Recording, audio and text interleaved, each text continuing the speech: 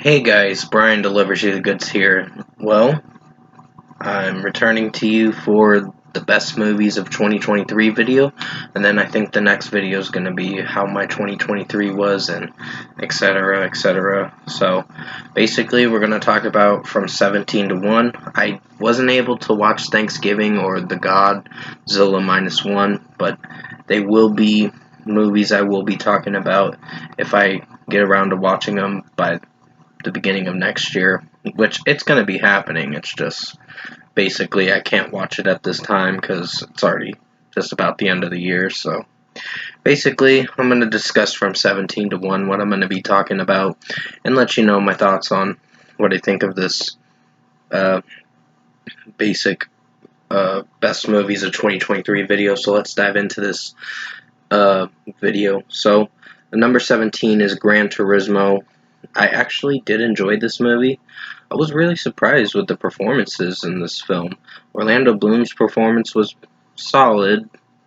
It was pretty good for what it was. I think he started growing a little bit of a showed some sympathy later on in the film, but honestly, David Harbour was the standout, and so was the other guy that played the main character of the film.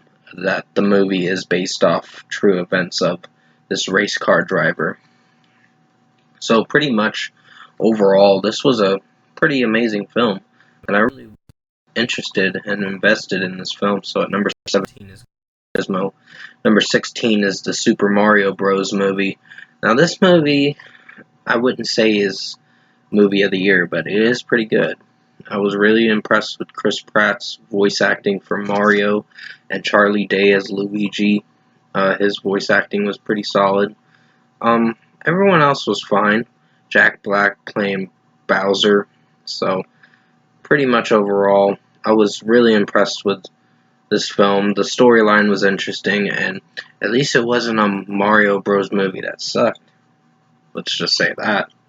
But everything else about the film really intrigued me and made me invested in the film. So, number 16 is the Super Mario Bros. Movie. Number 15 is Five Nights at Freddy's. Now, this was a movie with Josh Hutcherson that apparently uh, is going through the motions with his uh, trying to figure out who took his little brother Garrett, and then he it all ties together this movie, which is very interesting, and it really intrigued me with how the movie's connectivity to everything came full circle towards the end of the film. So basically, these kids are like ghosts of Freddy, these robot machine spirits or whatever. I don't know. It's kind of hard to the robot mechanical doll like things or whatever. I'm not sure how to pronounce it, but basically how to explain it in the best way. So this movie was really interesting, and surprisingly, Matthew Lillard played a pretty messed up guy at the end of the film. He think he's all weird at the beginning of the film when he meets Josh Hutcherson's character, but overall, I think the film really intrigued me with the storyline, and it all connected. This whole film connected with the whole premise and what it was trying to do. The character build up was interesting, and I was really intrigued with this movie. So, number 15 is Five Nights at Freddy's. Number 14 is Knock at the Cabin. Now, I know most people would say this is not their favorite movie this year. I actually thought it was pretty good in my opinion. I will say why. Because, basically, it's these two same-sex lovers two gay lovers that are basically would are at this cabin with their adopted daughter, Wen, I think is her name. And overall, Dave Bautista and Rupert Grint and the others come in and kind of break down their door or whatever, I guess you could say. Like, find a way into their cabin. So they were like breaking and entering, basically, but their intentions were not great, but eventually they explained themselves why they did what they did, and they said, "We came to you today to see which one of you would sacrifice yourselves to prevent the start of the apocalypse, to prevent the apocalypse from happening and all that stuff." So basically, at the end of the film, uh, one of the lovers dies, unfortunately, sacrifices himself to save all mankind. And they didn't believe it at first, and come to find out it was all true when you see it at the very end of the film. It was like, holy fucking shit. It was not make believe kind of stuff. So basically, this was a pretty interesting film, very emotional too, towards the end of the film, and very heartfelt too. And I really enjoyed the two main characters of the film that really interested me. So basically, overall, yeah, number 14 is Knock at the Cabin. Number 13 is Ant-Man and the Wasp: Quantumania. Really thought this was a pretty good film. I wouldn't say it is in the top 15, only because Paul Rudd's character as Scott actually really impressed me with his performance. The girl that played Cassie, I don't know, her character was kind of mid, but it wasn't great. Jonathan Majors plays as the villain Kang, and unfortunately he's not going to be Kang anymore because he is guilty of physically abusing his ex-girlfriend. So, yeah, that's pretty fucked up with what really happened. So, basically, sorry, I'm looking at my PS4 download for my Hogwarts Legacy game. I got it 50% off on the PlayStation Store, so I was really impressed that I saved some money off it. Pretty much Ant-Man and the Wasp at number 13. The storyline's interesting, and it leads into the Loki Season 2. But overall, the movie's performance was pretty good, in a way. Number 12 is Creed 3. Now, this did have Jonathan Majors and Michael B. Jordan in it. Michael B. Jordan plays Adonis Creed again for this third film, and Jonathan Majors is like his friend from his past. So basically, they were longtime best friends growing up until one of them basically, I think one of them beat up someone they knew, and I think someone that killed Adonis's mom, and he killed him or something. I don't know, but basically, overall, his friend uh, took the beat for him and went to jail, and then later on, he kind of wants to get back into fighting again, and basically challenges Adonis Creed to a fight. And it wasn't really friendly at first, but he kind of showed off and pissed Adonis off. So then in the second rematch, he then did beat his friend. Adonis Creed did at the very end. This film wasn't the best, but it was pretty good with the story. But overall, the film as a whole, it's kind of average, or, well, it's kind of alright. I enjoyed the film. I wouldn't say it's average or anything. It's on my best movies, but it is a pretty good film. And definitely worth checking out. It's not movie of the year, but it's pretty good. Number 11 is Extraction 2. I really did enjoy this film. This is a lot better than the first film, in my opinion. I think Chris Hemsworth's performance was outstanding, and the overall storyline was very interesting. So, yeah, I don't really have much to say about this film other than the fact that I did enjoy it. So at number 11, sorry about my yawning, is Extraction 2. And number 10 is Dungeons and Dragons Honor Among Thieves. I think Chris Pine's performance was pretty good, and Michelle Rodriguez has pretty much doing all the fight scenes was very interesting. And Justice Smith, I think his name is, who plays Simon. I think his performance was pretty entertaining, and Hugh Grant plays basically a surprising villain and a scumbag. And overall, I like the dragon scene, the fat dragon scene. That was funny where he started stop, drop, and rolling. He was just rolling around the gold and all that stuff. It was like, what the fuck? This dragon needs to lose some weight or something. Heavy set dragon. That's for damn sure. But basically, it was an entertaining film, and I enjoyed the storyline. So, number 10 is Dungeons and Dragons: Honor Among Thieves. Number 9 is The Killer. This was a Michael Fassbender movie. It started off slow for the first 10 to 20 minutes, but it does pick up. The remainder of the movie does pick up. Sorry, I'm checking my download thing. So I really enjoyed this film, and I think it got better as the movie progressed on after the 20 minutes in the runtime, and you get surprised with what happens after the first dullish boring part of the movie.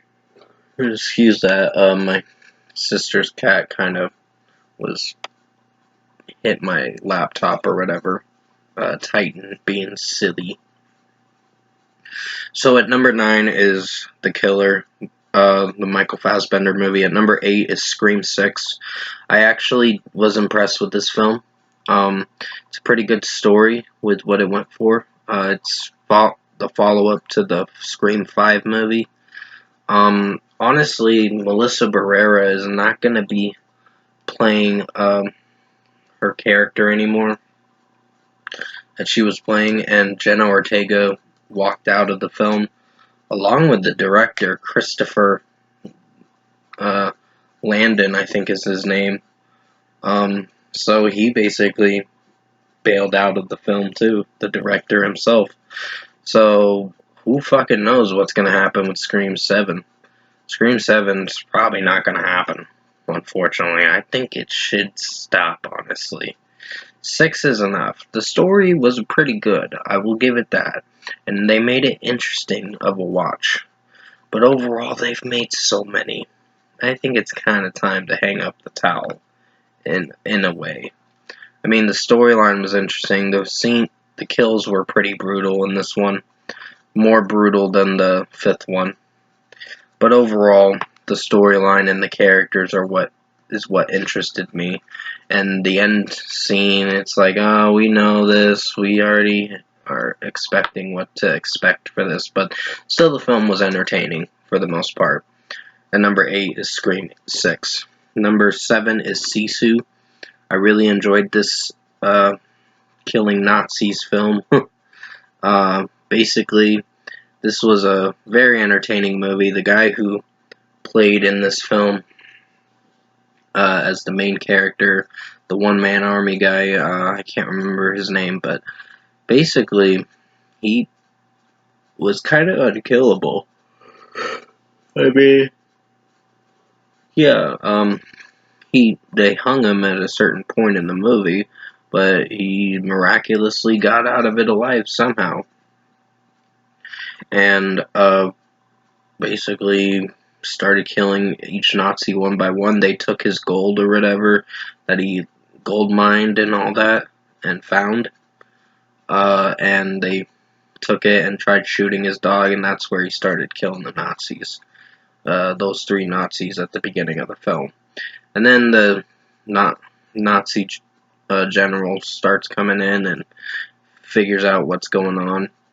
And basically, they all die one by one somehow. So overall, in my opinion, this was a pretty well done film. The kill scenes were pretty gory, honestly. And it was interesting of a film. And I enjoyed the storyline. It wasn't very long, honestly, but it was a very well executed movie, in my opinion. Number 6 is Guardians of the Galaxy Volume 3. I actually was very touched by this movie because of them explaining about Rocket's past. He goes into a dream state, like a coma, after he fights that gold guy or whatever. And honestly, I was very emotional with Rocket's backstory. It was really sad how he was created and all that.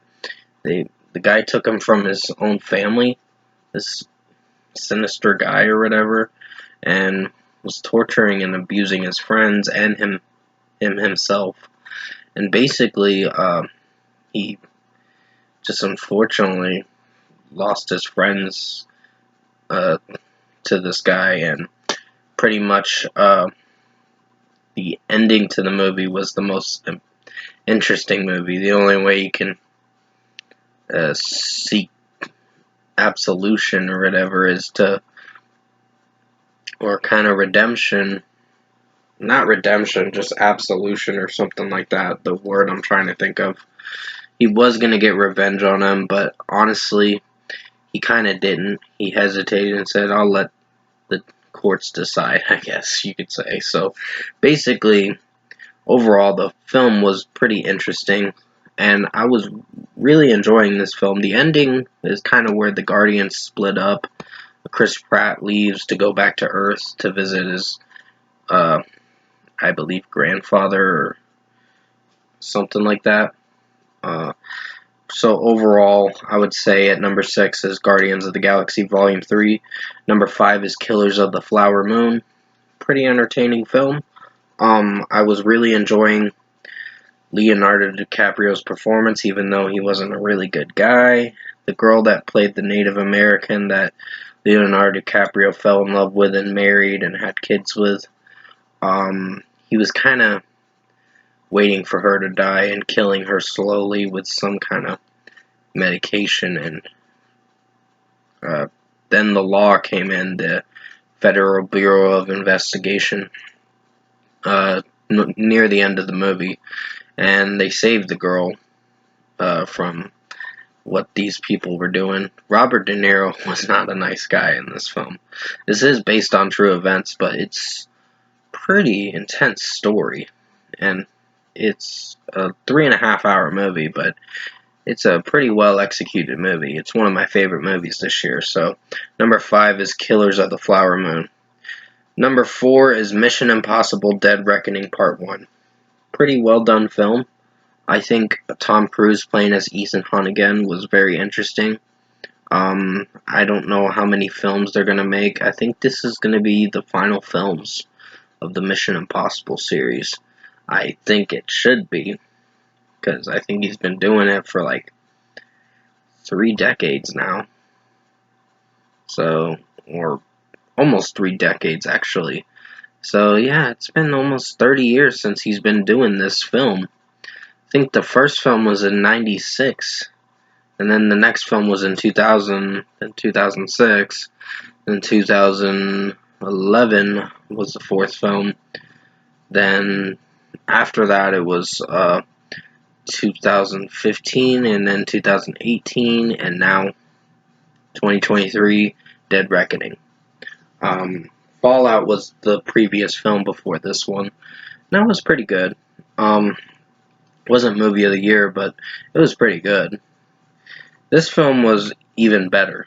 I enjoyed the performances, and I enjoyed the storyline of the film, where they're trying to find who this certain person is that is trying to ruin Ethan Hunt and all that, and kill his team too. And there's a surprising death scene at the middle of this film, but overall, the film itself was amazing. So, very entertaining film, worth being in my top 5. So at number 4 is Mission Impossible Dead Reckoning Part 1. Number 3 is going to be Spider-Man Across the Spider-Verse. This is a really well done film. I wish it could have been movie of the year, but it was pretty close. It was a hard decision to make which one would be movie of the year. But overall, I think this film was entertaining. I loved the cliffhanger at the end of the film. It was very interesting, and I was really invested with Miles Morales' character in this story, and going into different universes and times, like different universes, and Spider-Verses, I guess you could say. And eventually he gets caught in the wrong one at the end of the film, and now he has to find a way to get out of that timeline or Spider-Verse or whatever. Because there was no Spider-Man in the one at the end of the film, and it was like, holy shit, some shit's going down at the beginning of the third film, which is Beyond the Spider-Verse. But overall, great film, worth checking out for sure. And then number 3 is Spider-Man Across the Spider-Verse. Number 2 is Oppenheimer.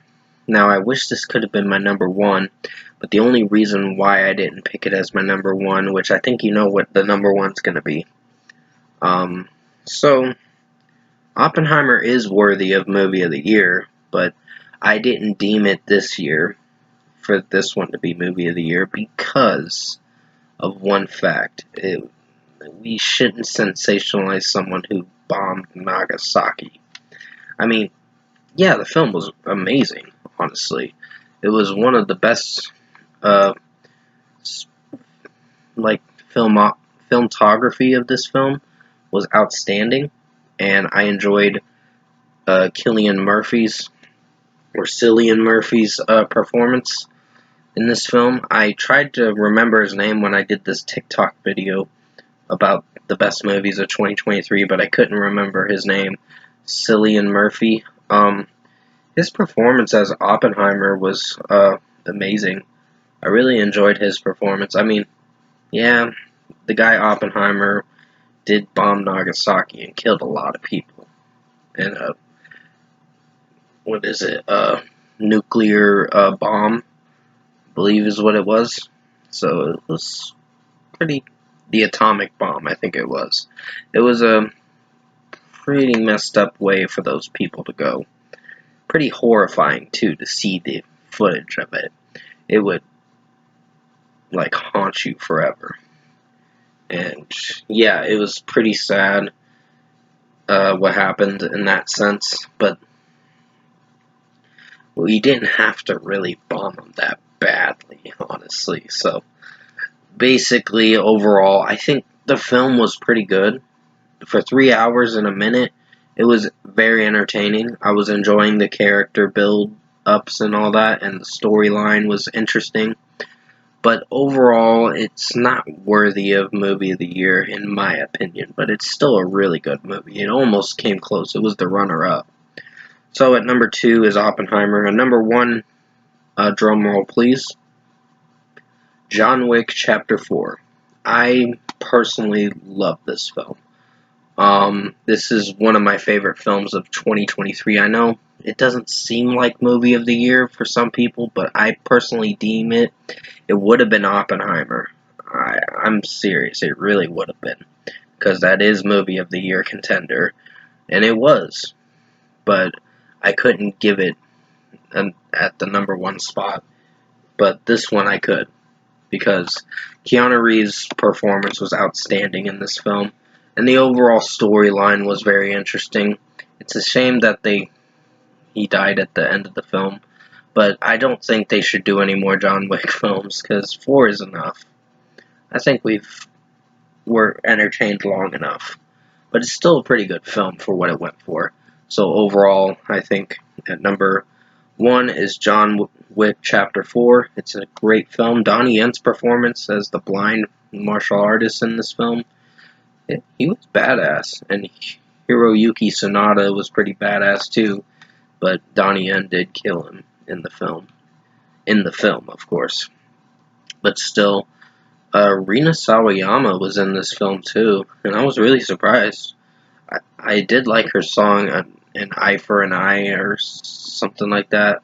And In This Moment's song, I Would Die For You, was actually really good as one of the theme songs for the movie. I think it was Eye for an Eye that was Rina Sawayama made for the theme song of this film, but the other one was I Would Die For You by In This Moment, and that was a great song, in my opinion. But still, the film was entertaining, and I enjoyed this film, and it is Movie of the Year, in my opinion. So congratulations, Keanu Reeves, and for the film John Wick Chapter 4, you became my Movie of the Year for 2023. Congratulations. So that's going to be it for the best movies of 2023 video.